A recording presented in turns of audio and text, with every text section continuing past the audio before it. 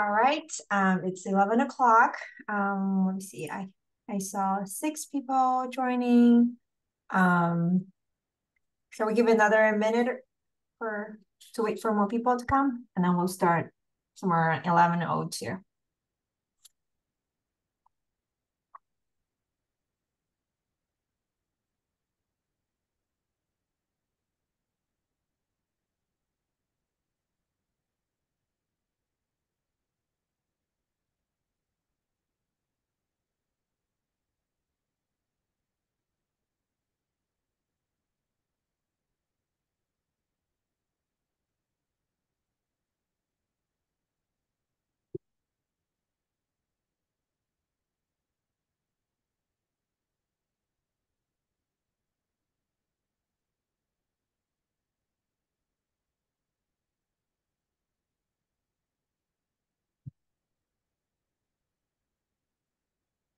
We'll give another minute.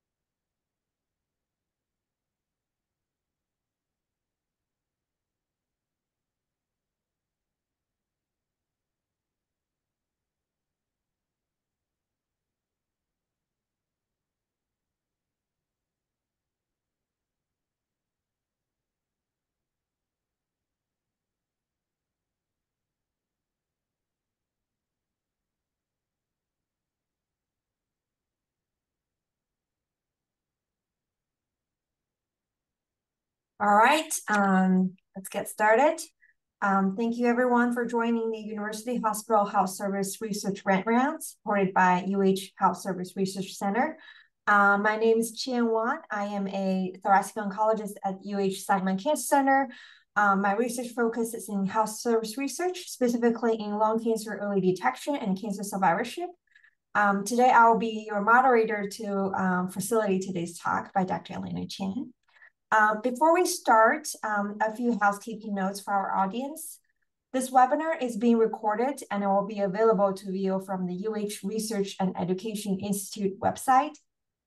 Please mute yourself throughout the presentation. If technical assistance is needed, please contact the Research and Education team, Abigail Zona, who's on the call. If you want to ask questions, you can type them in the chat, and questions can be seen by all attendees, and you have the option to submit them anonymously if you prefer. With that, it's my pleasure to introduce Dr. Alyna Chien. Dr. Alyna Chien is an associate professor at Children's Hospital Boston and Harvard Medical School. She earned her MD degree from University of Chicago and completed her residency and fellowship there too. She's also a practicing primary care pediatrician. Dr. Chien is an expert on the use of incentives to improve healthcare quality and spending, focusing on vulnerable populations. Dr. Chien's research has been supported by the Agency for Healthcare Quality and Research, the National Institute for Child Health and Human Development, and several private foundations. She has also participated on national advisory committees for the National Academy of Medicine, National Quality Forum, and the Patient-Centered Outcome Research Institute. Her research includes examining the effectiveness of payment reforms like pay for performance in both adult and pediatric settings. She also explores the unintended consequence of these incentives, particularly how they shape care delivery for socioeconomically disadvantaged, racial ethnic minorities, children, and those with disabilities. Her extensive research has been published in numerous prestigious medical journals, contributing significantly to the field of pediatrics and health service research. So the learning objective for today's presentation includes to learn a validated method for identifying children with disabilities using claims data and their pros and cons, and whether this algorithm will be beneficial for payments tied to risk-bearing capitation versus care quality. So without further ado, please join me in welcoming Dr. Alyna Chien for her talk on making the invisible visible in delivery systems and payment policy. Thank you, Chien. That was a very nice introduction. Since you read my title, I think I'll just move on to the next slide. But it's a pleasure to be here today, virtually in the Buckeye State. And I'm going to start out by showing you how I'm motivated around making people and issues that are invisible visible in the delivery system and payment reform. And my main goal with this talk is to invite you to join me in making these issues visible in whatever work that is most relevant to what you do. And then also, because I'm about to talk about claims-based algorithm and big data, I just want you to know a few things about me first. So first of all, visually, I'm about 5 feet tall. I have brown-black hair and eyes. I respond to any pronouns, but she or her are more familiar for making me turn my head. I definitely identify as a primary care physician and also as a health services researcher. Although I take care of patients and have family members with disabilities, I do not personally currently self-identify as having a disability. I will therefore follow the medical convention of using person-first language as opposed to identity-first language. So I will say children with disabilities, not disabled children, the way a person who does self-identify as having a disability might prefer if they were speaking. The other thing I would like you to know about me is that my path to medicine was pretty non-traditional. So it included 12 years of community-based direct service before becoming a doctor. So while my research is frequently inspired by and informed by patient care, it is also rooted in a desire to improve the lives of children as they live them in their homes and communities. I just happen to spend so much time in the uptown and Woodlawn neighborhood of Chicago pounding the pavement that I tend to hold populations in my head when I'm thinking about any kind of intervention. And as Chien mentioned in my introduction, I am very drawn to vulnerable populations of any kind, and anyone who's at above average risk for poor health outcomes due to medical and usually social complexity. That's where my heart is. Here are my funding disclosures. I went a little dense on these just because I know I'm talking to a group of people who are trying to establish their careers. And I just wanted you to know that I started out looking at populations that are invisible to other people. And it just sometimes feels like no one else knows or cares. But if you put in the time and the effort, like a dozen years later, things work out. So that's my main message for everyone. My two learning questions for you is whether or not you think there is a validated method for identifying children with disabilities using claims data. I think by my being here, you probably know the answer to this question is yes. However, since this is a health services grand rounds, I would want you to know the pros and cons of such a method and its implications for payment policy. So my second question for you as the audience would be, would such an algorithm be beneficial for payments tied to risk-bearing capitation or care quality, or the combination of the two of them, which is termed value-based purchasing in the modern parlance? So yes, in fact, a team of us did create something called the Children with Disabilities algorithm. We abbreviate it CWDA. We pronounce it as SWEDA. It's very much like the AAP group. That's where we got inspired for our name. And then as a companion algorithm, we also created something called the diagnosis to impairments algorithm. And that one we use abbreviated DITA and call it DITA. So the reasons why we made SWEDA and DITA actually had to do with money. Let me explain, because it's not like I was trying to capitalize on the whole situation. But back in 2001, which is when I was in residency, and we're all the way on the left for this timeline, and all the peachy and blue colored boxes are off to the right. Fee-for-service was the dominant healthcare payment in place. And in the early 2000s, there was also a backlash against the managed care or risk-bearing capitation experiments that went on at that time. However, there was also really deep appreciation for how much US spending was relative to the amount of care quality or outcomes it was delivering. So the depth of the quality problem and which included a pervasive disparities problem was documented in two landmark reports that were authored by what is now called the National Academies of Medicine, but at that time it was the Institutes of Medicine. And I think I mentioned these two works because of how much the issues that were outlined in both of these reports at the time hold today. So one was called the Crossing the Quality Chasm, and the other one is on unequal treatment. They're both free. You can download them on the National Academy's website. So in the 2 decades since 2001, US payment reform has really focused on testing this idea of whether or not payment incentives could actually be tied to care quality. This first wave, going from the first set of dotted lines to the second set, is about a decade long. And that's when quality incentives, pretty much known as pay for performance, were being tied to fee-for-service programs.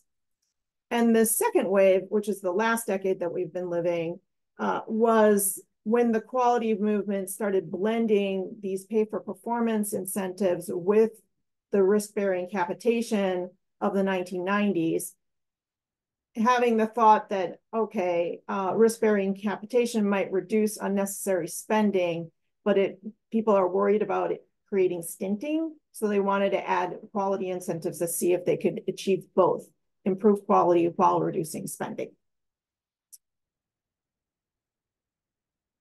So the peachy and light blue boxes off to the right illustrate the marquee programs that have been sponsored by Medicare. But what is not on this graph are the innumerable programs that have been tested and lifted off by commercial health plans, and also the handful of programs that have been sponsored by Medicaid. So what does this have to do with children with disabilities, you ask?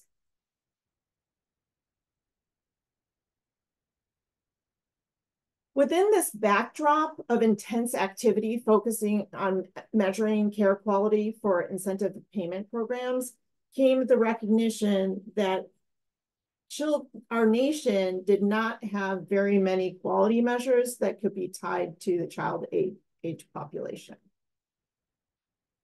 Tucked within the Children's Health Insurance Program Reauthorization Act of 2007, also known as CHIPRA, was funding to actually support the development of pediatric quality measures so they could be used for quality assurance or in pay-for-performance programs.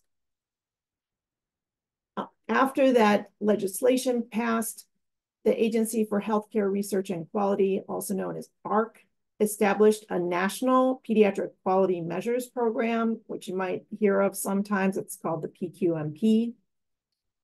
And that happened in 2010.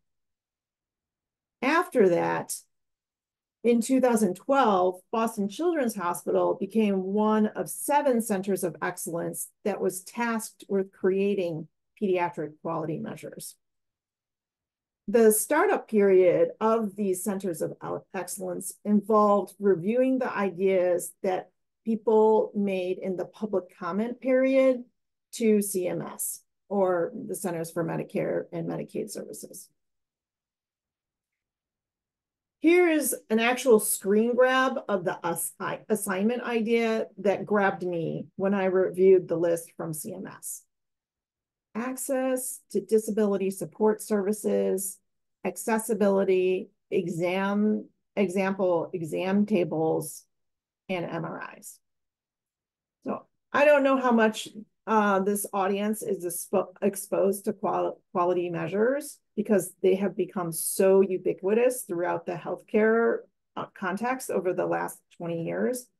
But this, to me, when I read it, I'm thinking that the denominator is already people with disabilities, and the numerator, and potentially only people with physical impairments, and the numerator needs to be whether or not people have access. So when I saw this, I just thought it was very micro and important, but probably not the first move to make when you're trying to initiate new quality measures to be measured for children in the first place. So this was a little bit of the debate that went on back when we got the assignment about, there was an idea that we could create an algorithm that could identify children with disabilities, and there was a create or not create kind of debate going on. I put the pros on the left. It was really that I was very drawn to this population because it met my personal mission around improving care quality for vulnerable populations. I really also recognized that the existing methods were mainly designed for the purposes of epidemiological surveillance, not care delivery. So at the time, there were several nationally representative surveys that embedded adult-oriented disabilities questions into annual or semi-annual surveys. There was the census, there was the current population survey, there was the National Health Interview Survey, and there was the behavioral risk factor surveillance system. None of those were on children. None of that could be tied to actual care delivery. There was also an effort by the Centers for Disease Control. They called the ADDM, Autism Developmental Disabilities Network at the time.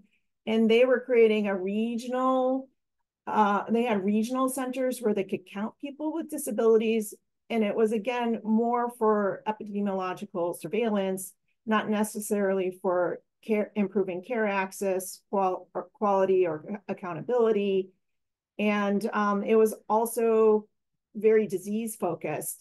So there was a lot of attention paid to how much those methods could apply to a wide variety of different health conditions, depending on, and the disabilities rate could be really different if you wanted to include morbid obesity or not, or ADHD or not. So it definitely plays such an important role in our nation's fabric of understanding what the prevalence is of disabilities, but again, it wasn't connected to care quality.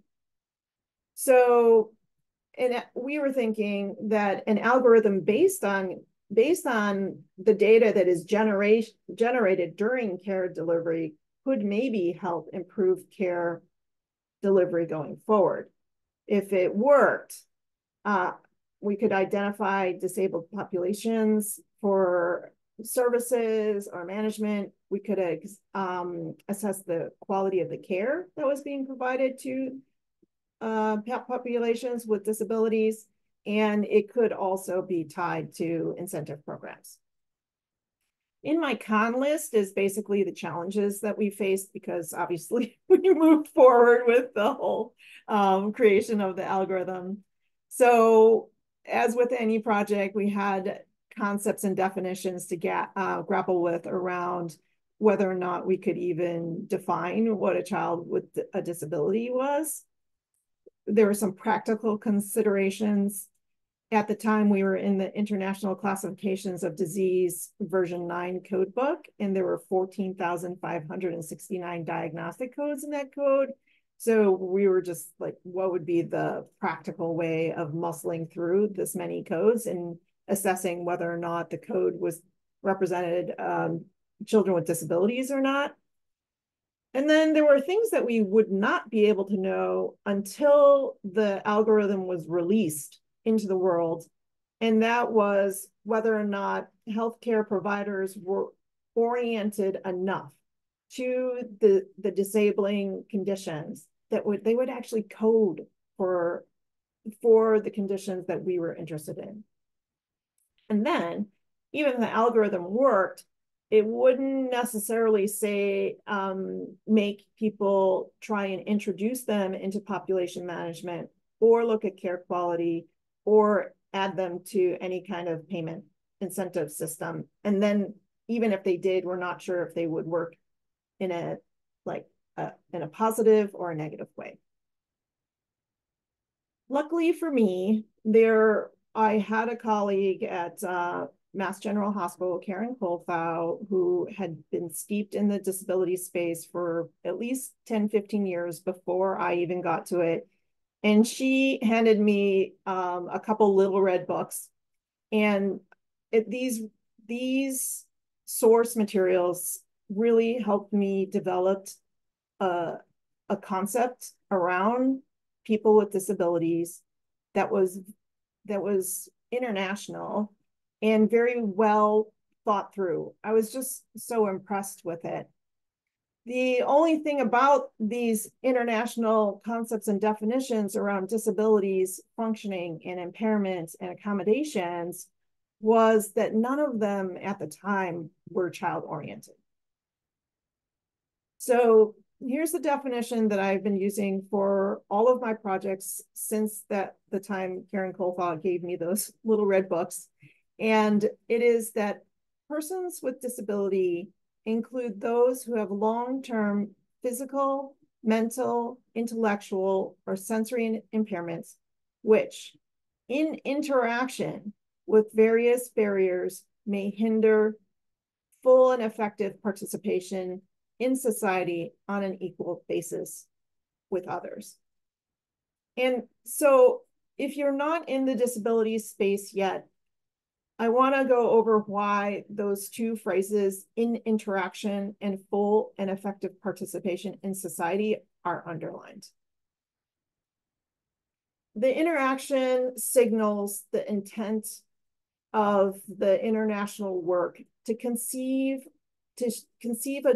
of disability as a problem that occurs between the context in which the person is living and themselves, not a problem of the individual themselves, which was what it was happening before the 1950s, that the person was solely responsible for fixing about themselves or making all the solutions for them in themselves in the environment. And the full and effective participation in society is just an indicator of what we're shooting for, making lives better, not just making a diagnosis or doing a procedure. At least that's my personal opinion on medicine. Okay, so getting to the idea that even though there are these strong, very well conceived and written concepts and definitions about disabilities in the adult space, there really wasn't much to go on from the child perspective. So this is something that our team had to create. And luckily, I had Sarah Toomey, Amy Hotro, Jeannie Van Cleve, and Dennis Quo, and Mark Schuster, all interested in this area. And they helped us adapt the international definitions for children. And one of the conversations that we had, I can go into this for anyone who wants more detail than I'm providing here. I'm happy to always meet about our algorithm and how you can try and play around with it. But we did want to conceive of childhood as a time where work is actually accomplished like adults do. The domains we thought were important really come from a pediatric perspective, which is that children are growing and they go from being completely dependent into independent. So there's a quadrant related to self-care in the upper left-hand corner. And then for mobility, they go from not being able to move around much at all to being fully able to ambulate, go out into society, get to school, get to their own jobs. And that's in the upper right-hand quadrant. They go from not having an ability to communicate at all to having many different modes of communication that can be social or verbal or nonverbal. And then, of course, throughout the childhood period, there are intense periods of learning in so many different dimensions that this is how we conceived of the work of childhood. And that if children were not able to do this, then we would consider them to have a disabling condition.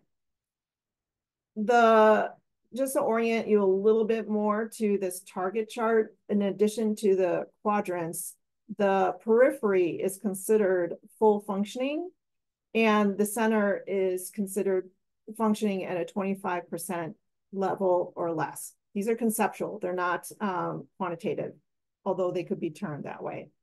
And so these smaller lines in here go from 25%, 50, 75%, or 100% functioning.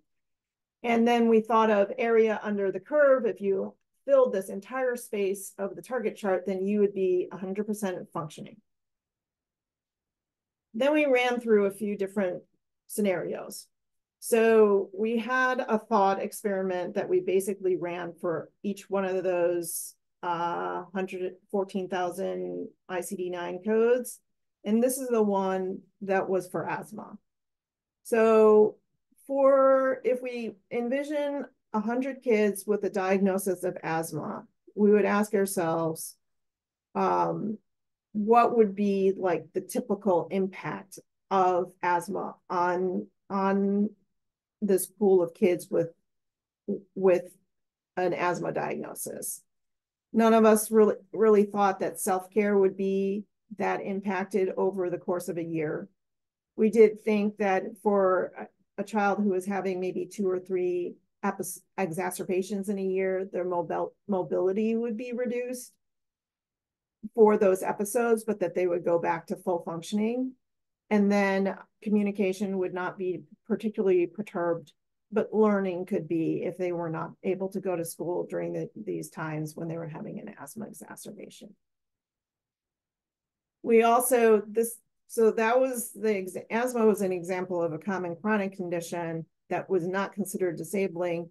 But then we took we did several conditions, but here's the one for Cri du Chat, which was much more our example of, okay, here's a syndrome. It affects all 4 quadrants of functioning, and it is reduced below 50% for the better part of a year every year. And so Cri du Chat was considered a disabling health condition. So that was the very micro kind of decisions we had to make as a team. We would code independently. We would rate as individual diagnoses as disabling or not. But then there's having to deal with the volume.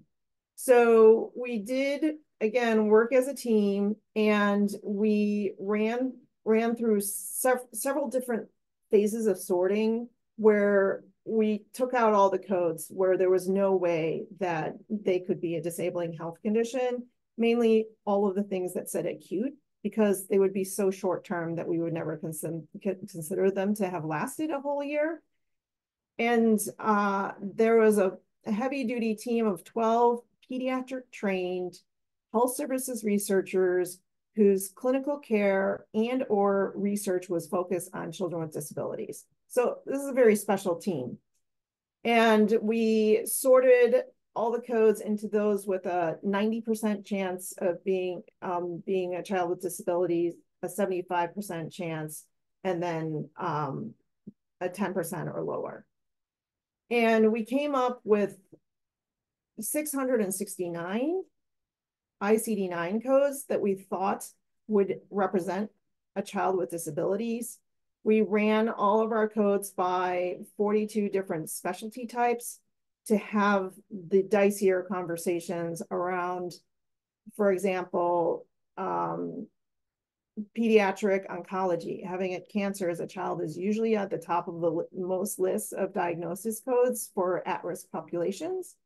But when we talked to the hematologists and oncologists, they were saying, well, those children, while they're really sick for about 9 months, most of them are better back in school after that time. So they didn't really actually think that children with cancer were children with disabilities in the way that we were conceiving of it, defining and operationalizing.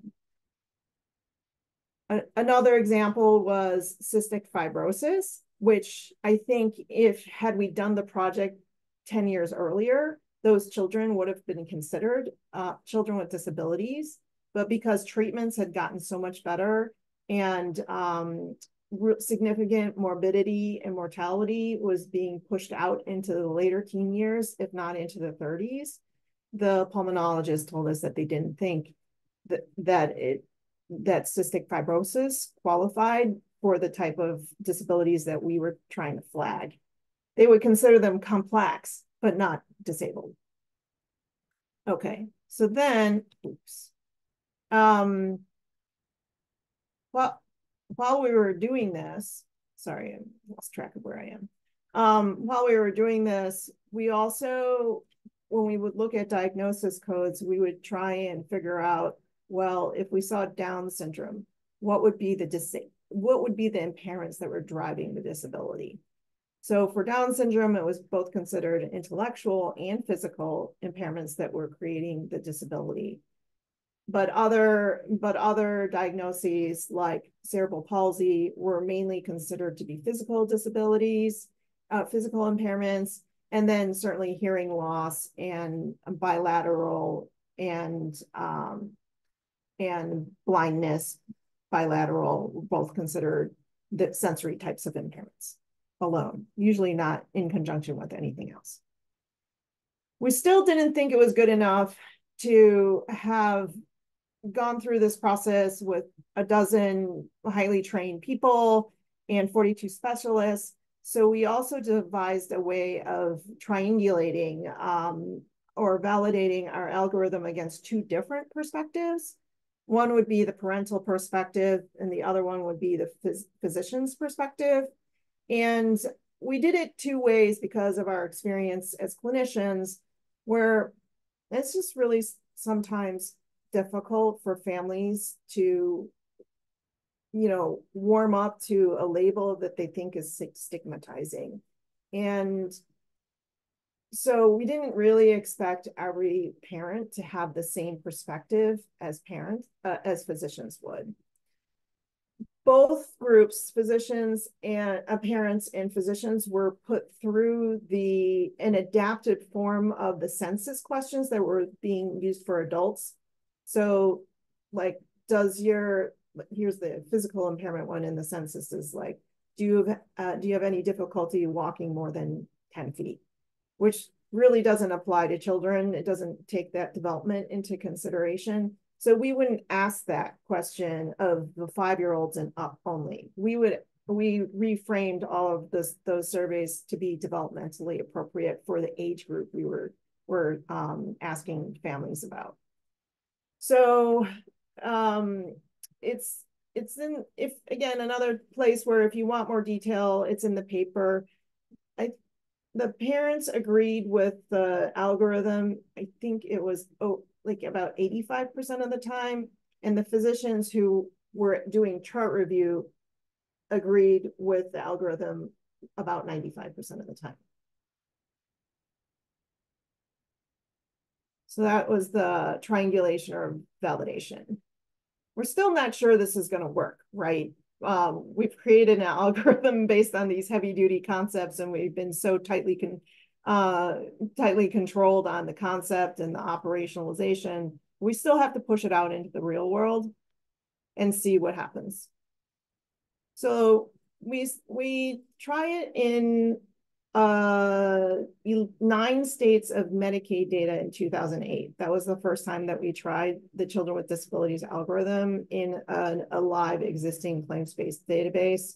These are the kinds of codes that showed up in that claims database, so that you have a sense of, while there are 669 codes in the ICD-9 codes that qualified as being disabling, Kuru doesn't happen that often. So that did not show up as being highly prevalent in the Medicaid database.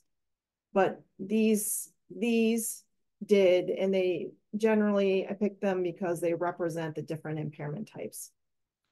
And this little Venn diagram, I know it's too small for you to see, but we were also trying to get at a sense of how prevalent individual impairment types were, and how often someone could have more than one disabling code and then have more than one type of impairment, and what were the impairment combinations. And the center of this just shows that 1% of the population had a disabling, had all 5 impairment types, but there are much larger groups that only had a single impairment type. Okay,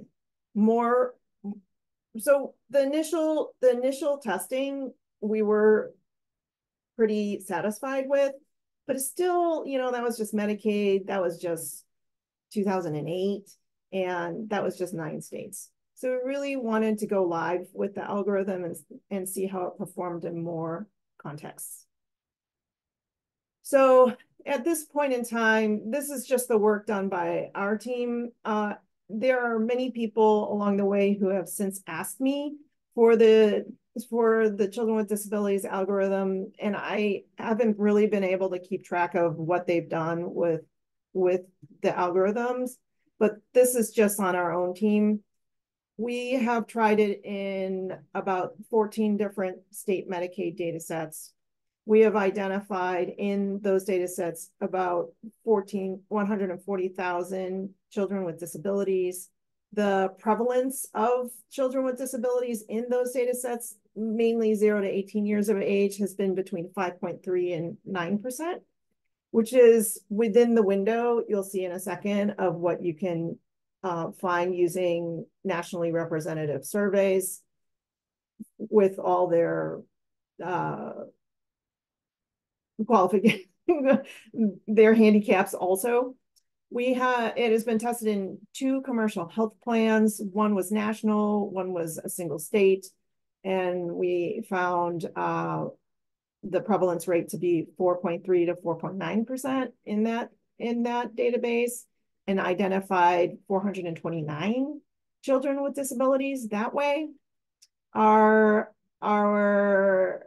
algorithm has also been run in at least 3 all-payer claims data sets with prevalence rates between 4.9 and actually we just published a paper using Colorado data, and the prevalence rate for Medicaid was 11.3 in that state. That's identifying another 100,000 children. And then a couple of people have told me they've run their algorithm in their children's hospital EMRs. And that's the prevalence rates that you see there. Okay, just going back to the state of the world before we embarked on this algorithm journey. And I really love this paper by Neil Hoffman and Amy Hatro, where they used the National Health Interview Survey, and they've been tracking the prevalence of disabilities in basically the 0 to the under 18 age group over time. And the point they like to make in their paper is that prevalence rates in the 1960s, when we were putting kids like this into institutions and they were hidden away from their families at times was around 2%. But as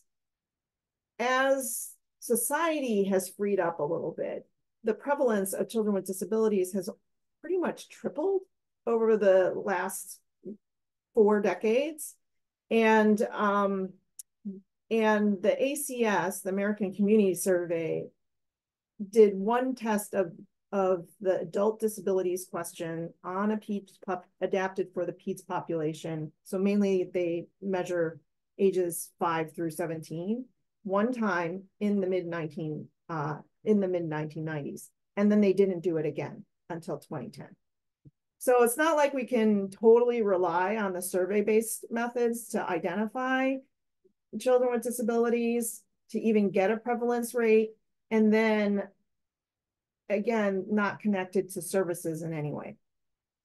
So when I add on to, if I extend the Neil Halfon, Amy Houtro graph, by pulling NHIS data, my team, I have wonderful RAs that show up every summer really interested in this topic, extended the NHIS prevalence rate.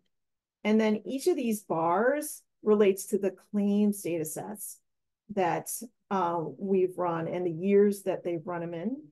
And then this is when the American Community Survey started asking the child questions, their child disabilities questions. So there is this sense that the claims-based method is finding a prevalence rate that is similar to the nationally representative surveys. But I don't know if you could do both methods on the same population, whether or not the same people are being identified. For each one of those studies that I just showed you, we tended to ask a different question. And I'm just going to run through these a little bit quickly. And if anyone's really interested in these, I'm happy to talk about them more. And they're on the bibliography. So this is our personal primary care clinic at Boston Children's Hospital. It has about 10,000 unique patients in a year. And we just wanted to have an idea of the degree of medical complexity within our patient population. So we combine the children with disabilities algorithm with Rita Mangione-Smith's and Tamara Simon's patient-centered medical home algorithm to come up with a 4-level variable, where the most severe is that you have a disabling health condition. And then the second one is a complex, but it's not disabling. And the third is chronic without complex or disabilities, and a group that has no complex, chronic, or disabling health conditions.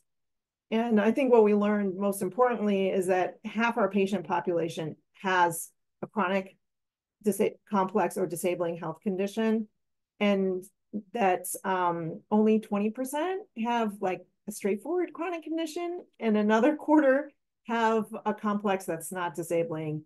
And then within our clinic, the percent with a disabling health condition is 5. So I thought this is just an interesting way to play around with our algorithm using our own EMR. This is that 9 states of Medicaid data. You can see it's Arizona, Indiana, Kansas, Kentucky, Missouri, New Jersey, New Mexico, Virginia, and Wisconsin. And this one, we really wanted to understand care quality. That was one of the main motivations for even making the algorithm in the first place. So I'm going to blow up this figure on the right. And this measure set is pretty much still remains the bread and butter of pediatric quality measurement being tied to payment. They just really haven't evolved much. So there's the usual suspects in terms of well visits. There's for the child, for the adolescent. There's some screening, which is related to chlamydia and lead.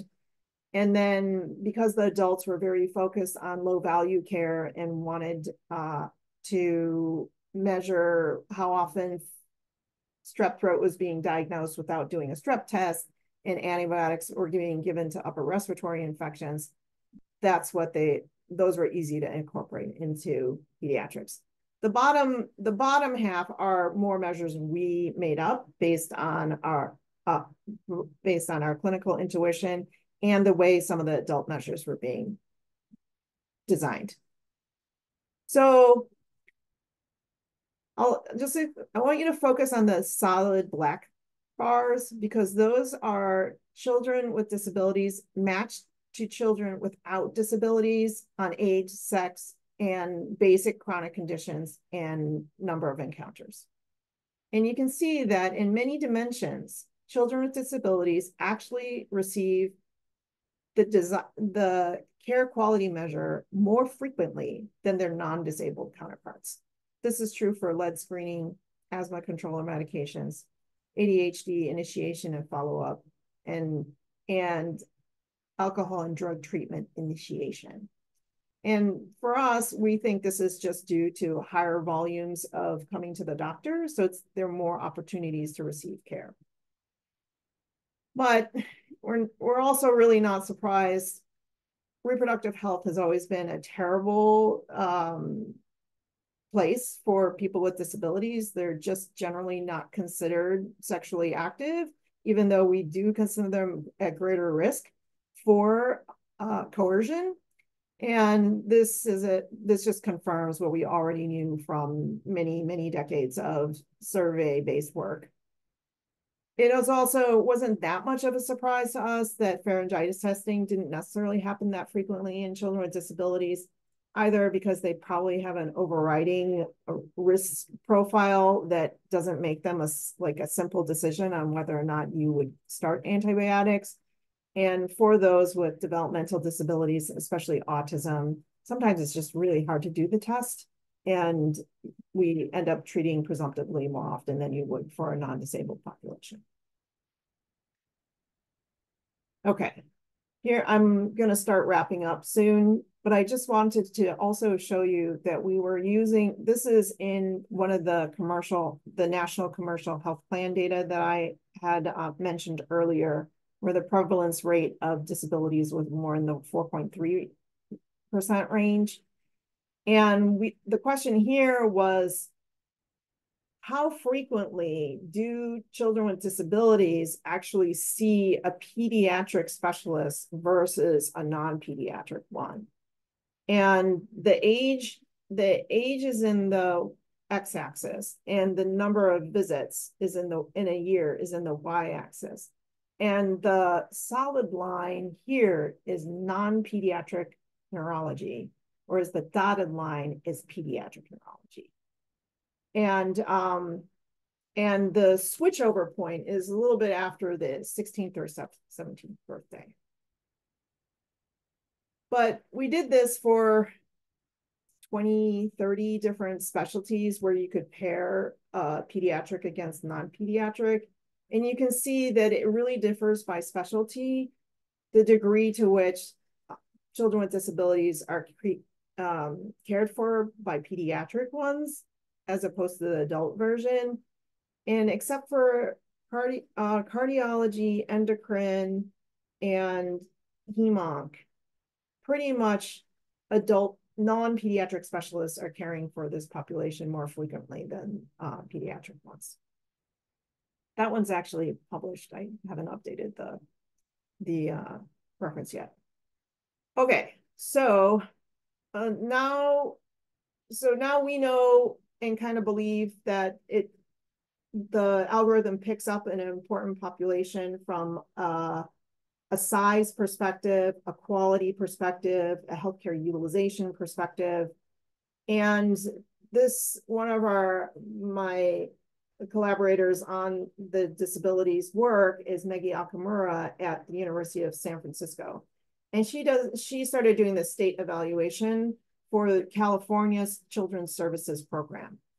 And that's for the entire state of California. There are a bunch of kids who get identified somehow as children with special healthcare needs, and then they get extended care coordination services as part of that. And when she started doing this, she wanted to do that stratification that I did, where it's just 4 levels, where disabling, complex, chronic, or none of the above. And there was this 1/5 of the population in the CCS program didn't have any chronic, complex, or disabling condition. And she was like, this just doesn't sound right. But we know the flaws of existing algorithms. So she ran the children with disabilities algorithm on that nothing category, and 1/5 of them turned out to have a disabling health condition.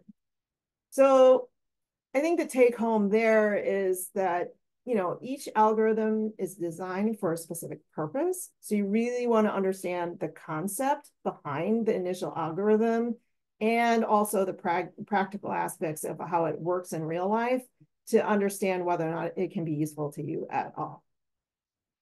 While they were doing this, they also happened to, there were a bunch of risk adjustment for payment people on that program, and they just wanted, the only thing that risk adjustment people are interested in is whether or not algorithms explain variation in spending. So it turns out that the children with disability algorithms within this context did explain variation in spending that was not previously captured. So it started being rolled up in the chronic illness and disability payment system, also known as CDPS.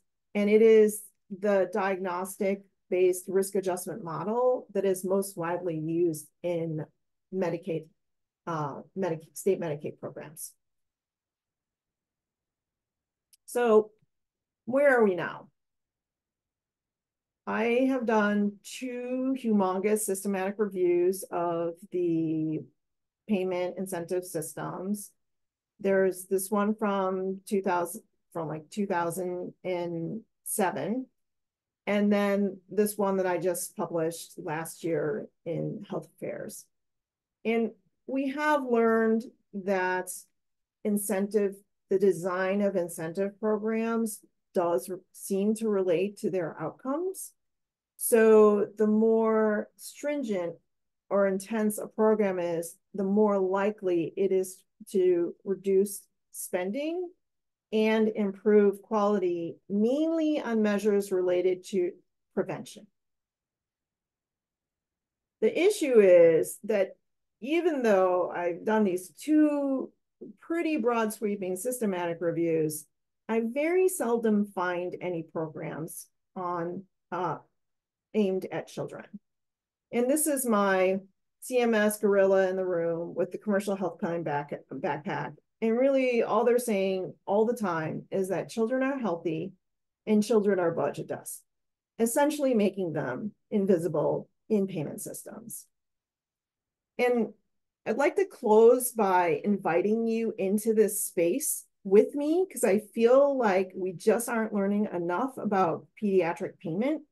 I can count them on my hands, the number of empiric papers and descriptive or observational papers that were occurring in 2001. These are empirically, rigorously studied using quasi-experimental designs that have control groups in them. 5 in 2001, added 7 by 2023. And really value-based purchasing in Medicaid, which is a really important payer for people who take care of children, is really gearing up to move from Medicaid managed care into VBP. And we know almost nothing about their effectiveness of these programs in children. These are some of the things that I do, but this is how you can reach me if you want to hear about more. Thank you.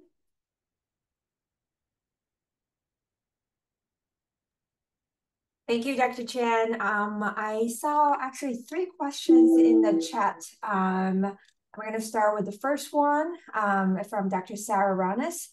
Thank you so much for this talk and joining us. Geeking out over here about this, and would love to follow up with you.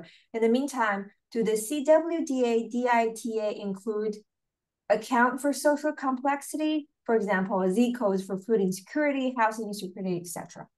That's a great question. No, they are purely based on clinical conditions that you would diagnose patients with.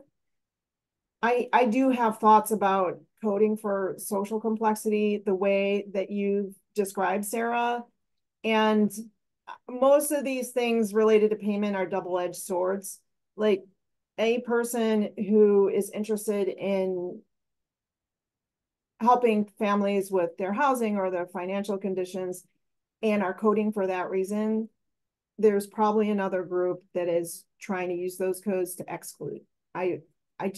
I've been around long enough, so I definitely have concerns about the documenting social risk in claims, and it has always been a hot topic for debate.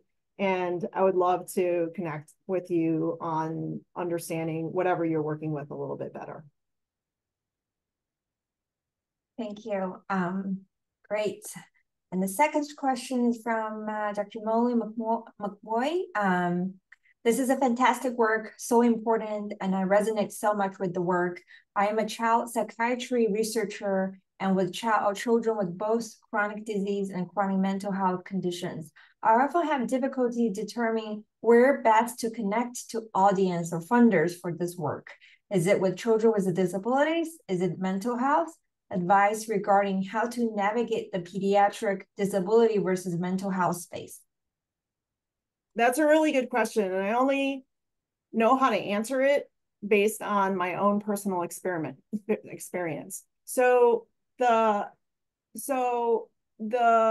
if you're interested in autism, pretty much all the program officers will direct you to the NIMH, so the National Institutes of Mental Health. But if you're interested in intellectual or developmental disabilities, then you go to NICHD. And if you are interested in like macro, like the way I am, where it's kind of a universal approach, then I tend to go to ARC for that kind of work and the National Institutes are very condition-based. So if I was doing something related to blindness, I would probably go to the NIHEES, I think is the right one for the Eye and Ear Institute. It's just how the system is structured.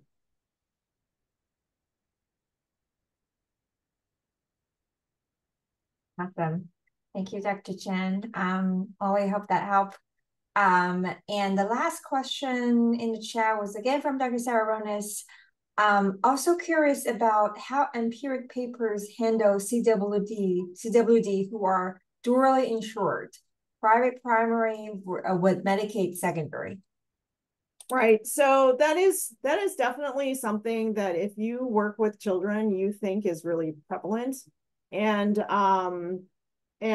so for my current R01, it's actually about healthcare transitions, and health insurance is one of them. And it's only one state of Colorado all payer claims data, but the number of kids who have dual insurance is like out of a state that is about 1.2 million for 10 to 30-year-olds is like 611. So I feel like because of where we sit in a quaternary healthcare space, we see dually insured patients frequently enough that we think it's a thing. But I think we have to actually do more studies to understand how prevalent that really might be, because it didn't happen in the one data set that we were looking in, specifically designed to answer that question. It sounds like Sarah and I should get together. And I couldn't pronounce the other person's name. I'm happy to talk to them too. Yeah. The other one's Molly McBoy. Molly, yeah. Okay. All right, cool. Let me click this one. Any other questions? I think we're just about right on time, 11:59. We'll see if any other questions pop up. Yeah. Thank you, Dr. Chien. This is really wonderful. Oh, here we go. Sarah says, thank you so much. We'll follow up by email. Yay. Happy face. Yeah. Great. I think, yes, we are right on time. Yeah. Not sure if it's Sam or E, any other comments or questions? Nope. No, Thank you very yeah. much. That it was great, and thank you for sharing all your thoughts. It's very relevant for us, and so thank you for your time, and Yeah. thank you, Chien, Thanks for for inviting me. moderating. Thank Yeah, you. thanks, Chien. It was nice meeting and it was nice meeting you all, Abigail. Thank you, Dr. Chien, for a great presentation. We appreciate you sharing your knowledge with us. Yep, take it easy. Thank you. Night. All right. Bye, everyone. Thank you for coming, for joining the seminar.